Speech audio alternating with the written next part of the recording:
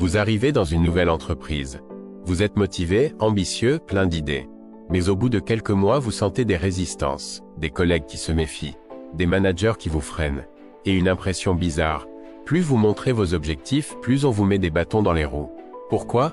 Parce que dans le monde du travail, montrer ses intentions trop tôt, c'est souvent se tirer une balle dans le pied. Bienvenue dans cette vidéo. Aujourd'hui, on parle d'une règle d'or du pouvoir, dissimuler vos intentions. On va voir ensemble pourquoi, comment et jusqu'où l'appliquer intelligemment. Partie 1. Comprendre la loi. Robert Greene l'écrit très clairement dans son livre Les 48 lois du pouvoir. Si vous déclarez vos intentions, vous ouvrez la porte aux critiques, à l'opposition et à la jalousie. Dans le monde du travail, cette loi prend tout son sens. Pourquoi? Parce que le lieu de travail n'est pas qu'un espace professionnel, c'est aussi un théâtre politique.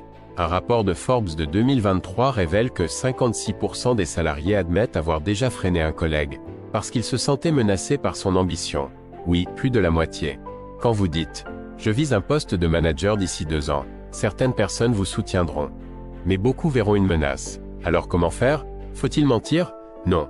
Faut-il jouer un rôle? Pas forcément. Il faut maîtriser l'art de la dissimulation stratégique. Partie 2. L'exemple de Nora. Laissez-moi vous raconter l'histoire de Nora. Nora est analyste dans une grande entreprise de logistique. Très compétente, très ambitieuse. Lors de ses premiers mois, elle partage ses objectifs à tout le monde. Je veux prendre la place du chef d'équipe d'ici l'année prochaine. Résultat, certains collègues se ferment. D'autres la critiquent en douce. Et son chef direct se méfie. Pourquoi? Parce qu'en disant ouvertement son objectif, Nora active les peurs des autres. Mais Nora lit les 48 lois du pouvoir. Elle comprend la 3e loi. Elle change de stratégie. Elle continue de progresser. Mais elle écoute plus qu'elle ne parle.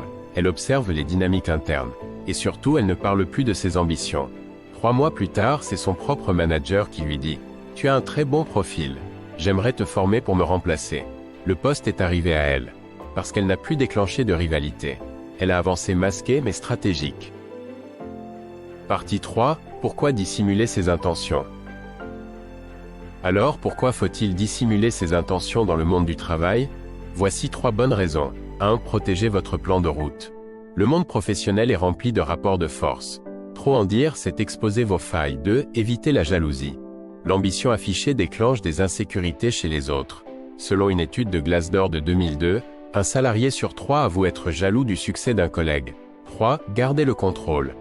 Quand vous contrôlez l'information, vous contrôlez les perceptions. Et donc, le tempo de votre progression. Dissimuler ne veut pas dire manipuler. Cela signifie protéger ce qui doit l'être au bon moment. Partie 4. Comment faire? 5 stratégies simples. Voici 5 techniques concrètes pour appliquer cette loi au quotidien. 1. Soyez vague sur vos objectifs. Ne dites pas « je veux être chef dans 1 an ». Dites plutôt « j'aime progresser et apprendre. Je suis ouvert à plus de responsabilités ». Vous gardez l'essentiel, mais sans attirer l'attention. 2. Parlez moins, écoutez plus. Le pouvoir est chez ceux qui observent. Les bavards se dévoilent, les observateurs décident. 3. Diffusez des intentions inoffensives. Faites croire que vous êtes concentré sur l'opérationnel, pendant que vous bâtissez en silence un réseau d'alliés. 4. Utilisez les réussites comme bouclier. Laissez vos résultats parler. Ils désarment les critiques et vous rendent incontournables. 5. Créez un personnage fiable. Soyez perçu comme stable, loyal, sans menace. Et pendant ce temps, vous bâtissez votre ascension discrètement. Partie 5. Ceux qu'il faut éviter. Mais attention, mal appliquée, cette loi peut se retourner contre vous. Voici 3 erreurs à éviter. L'hypocrisie totale. Mentir constamment vous fera perdre toute crédibilité. Dissimuler. Mais restez cohérent avec vos actes. La solitude. Ne confondez pas discrétion et isolement. Créez des alliances, même si vous ne dites pas tout. La manipulation agressive. Le but n'est pas de tromper les autres. C'est de protéger votre trajectoire dans un environnement parfois instable. Partie 6. Ce que dit la psychologie du travail. Les études en psychologie du travail sont claires. Selon une étude de la Harvard Business Review de 2021, les salariés perçus comme trop ambitieux ou stratégiques sont souvent exclus des cercles de confiance. D'un autre côté, ceux qui progressent le plus sont ceux qui savent gérer leur image et ne dévoilent jamais tout leur jeu. En clair, la transparence totale n'est pas une vertu professionnelle. c'est une faiblesse, dans un monde où la compétition est permanente. Partie 7, conclusion, l'élégance de la discrétion.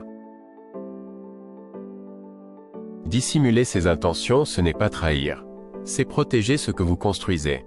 Dans un monde professionnel où tout se sait vite, où les jeux d'ego sont permanents, la discrétion est une forme d'intelligence sociale. Souvenez-vous de Nora. Souvenez-vous des 56% qui freinent les autres. Et surtout, souvenez-vous de cette loi simple. Ne jouez pas vos cartes trop tôt. Construisez, observez, adaptez-vous. Et quand le moment est venu, révélez-vous. Si cette vidéo vous a aidé, abonnez-vous. D'autres lois du pouvoir appliquées au monde du travail arrivent très bientôt. Et rappelez-vous, dans le monde professionnel, le vrai pouvoir appartient à ceux qui avancent, en silence.